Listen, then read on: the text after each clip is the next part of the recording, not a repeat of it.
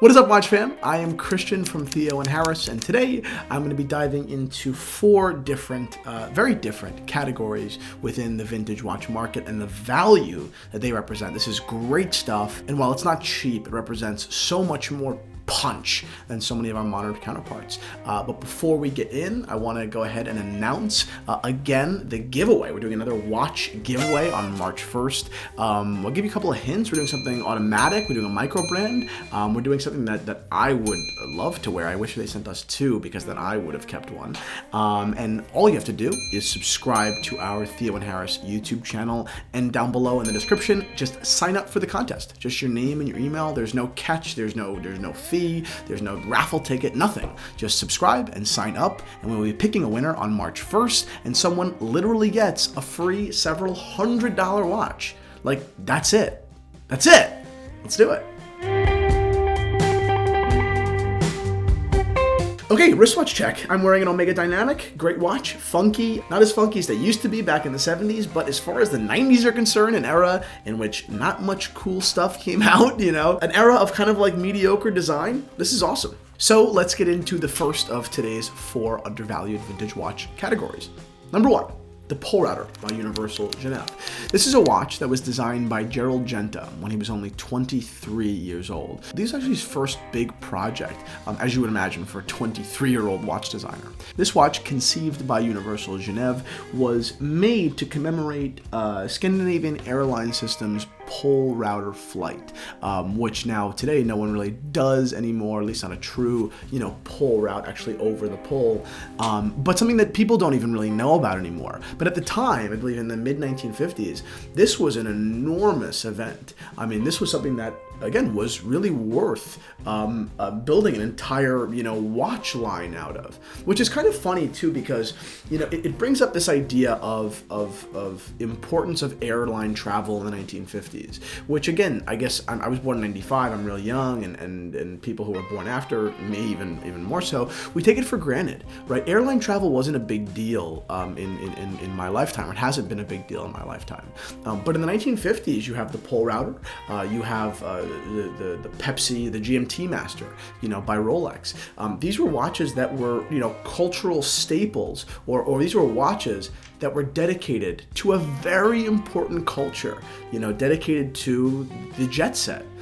Anyway, the watch was designed by Gerald Genta, and that's not only what makes this watch so special. It comes in a multitude of variations, but the commonality here, the commonalities are simple. What jumps out at you right away are these, twisted lugs, whether they're, manufactured in steel or yellow gold or pink even sometimes, they're so defined. They remind you of a Speedmaster, but it's the opposite of a Speedmaster. This is a 34, 35 millimeter dress casual watch. Usually you have crosshair dials, then you have date or no date options. Really what made these watches so famous was their movement. Universal Geneve manufactured a micro-rotor movement inside these watches. Now, while the case backs are closed and not sapphires, so you can't see the movements unless you actually open the case back, they are gorgeous. We're talking about, paddock level finishing, beautiful Côte de Genève, beautiful bevels, and again, a rare complication in the micro-rotor. Something that really wasn't done very often at all. Bottom line, there's so much here to love. There's some of our favorite watches, and all three of these are available in the shop.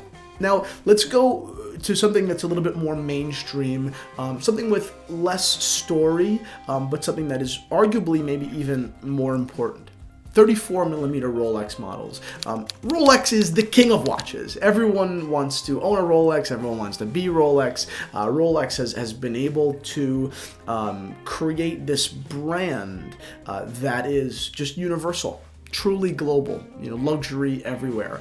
And part of why that is reality is because of how robust and reliable they are. In a time, in the mid-20th century, when watches were by and large unreliable, when watches were delicate or very easy to break, when the most popular watches in the world were ultra-thin yellow gold pieces, Rolex had the Oyster, this luxury piece that was robust and reliable. One of my favorite references is the reference 1500. Again, 34 millimeters. It's an Oyster Case, so it's more beefy. They came in almost innumerable dial options. Their Oyster bracelets are not just classic and comfortable, but they really are so beautiful. And despite their 34 millimeter size, these watches actually wear pretty substantially. And because they're so robust, because they're so reliable, because so many people all over the world use them as daily wearers for 20, 30 years, I think that they're all the more special. You know, this is not what people today picture when they see sports watch. But how many times did I watch, you know, Anthony Bourdain in Thailand or in Sichuan or in the Italian Alps or in Nicaragua wearing a 34 millimeter, you know, Oyster Perpetual date? It's a testament to the exploratory ability of this watch, even though most people don't realize it. Next, let's go back to Mr. Gerald Genta. And this is a reference 14790 Royal Oak. But really my point here is of all vintage Royal Oaks, not just this one. All vintage Royal Oaks are undervalued. Usually their value falls between, you know, 12 or 11 or 12 and then $22,000 to $25,000. Of course, there are the truly, you know, rare, exceptional, world-class models that trade in the 50s, 60s, and hundreds. But most of these watches are between 12 and 22, 24.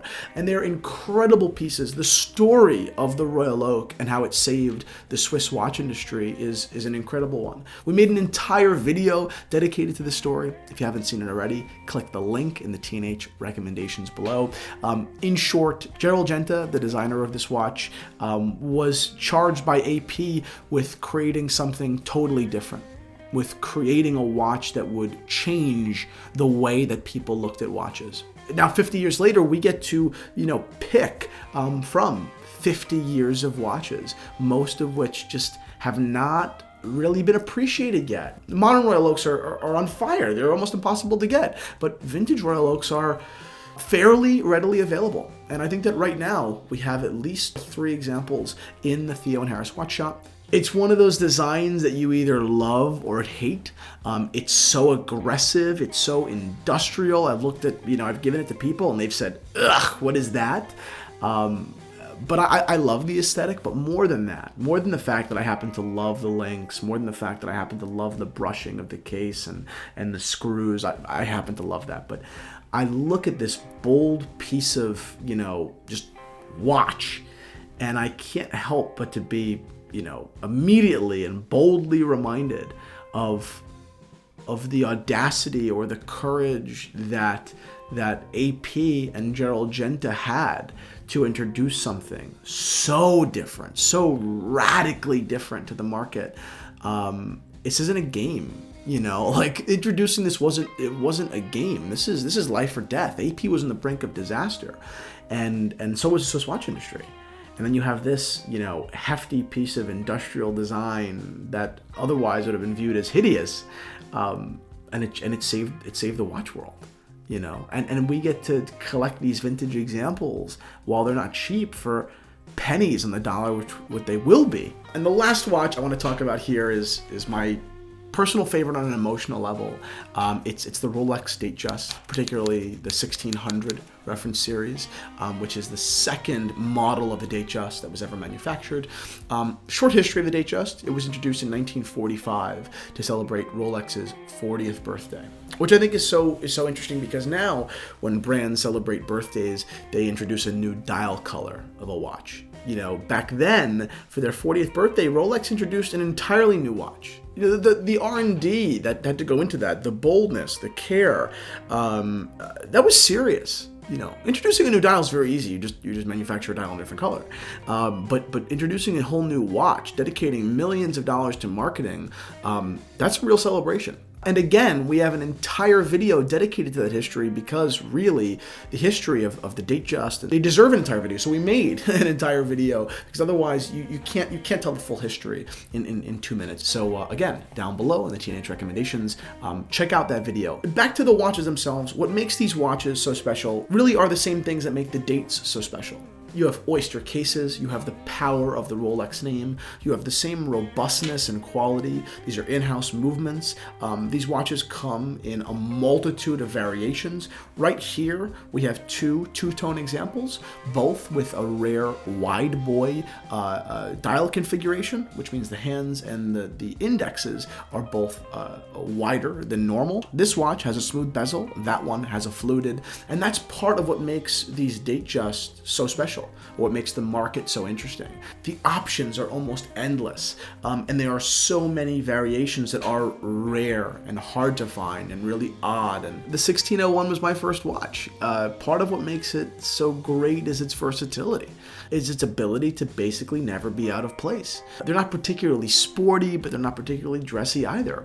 You can pair them with so many different straps, and really, a vintage Datejust can be the one watch in your collection. I mean, it really has that ability, which is so rare. Both of these watches are also available in the Theo and Harris watch shop. Long story short, what's the point here?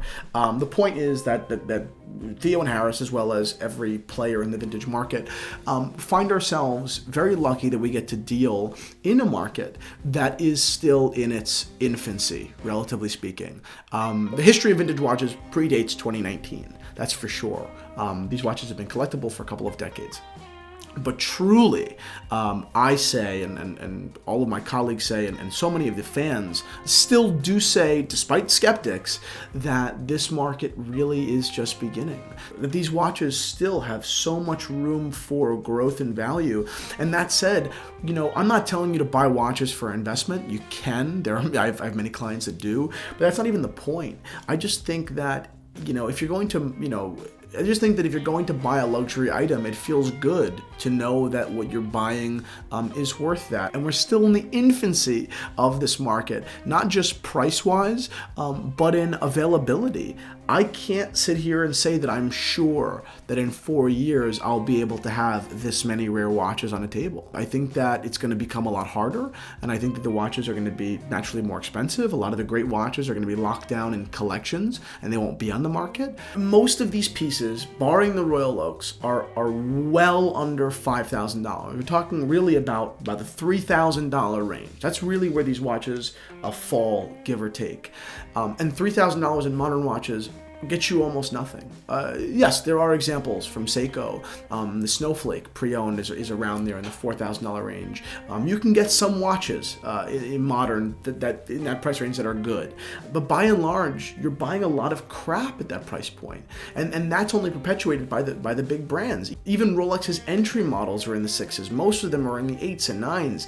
The watch industry is becoming so expensive retail that while vintage is rising, it still represents so much value. You can get something that is truly rare and manufactured to last a lifetime for a fraction of the cost, and that's what we have here. And that's why I, as someone who, yes, appreciates history and appreciates design, but those things aside, someone who doesn't have an unlimited budget, I am so lucky that the vintage watch market does exist. If I can spend $3,000 every 4 years, that's a great opportunity. I wear my Datejust many times a week. I spent $3,000 on that 4 years ago, and I get to envision my child, hopefully, one day wearing it, right?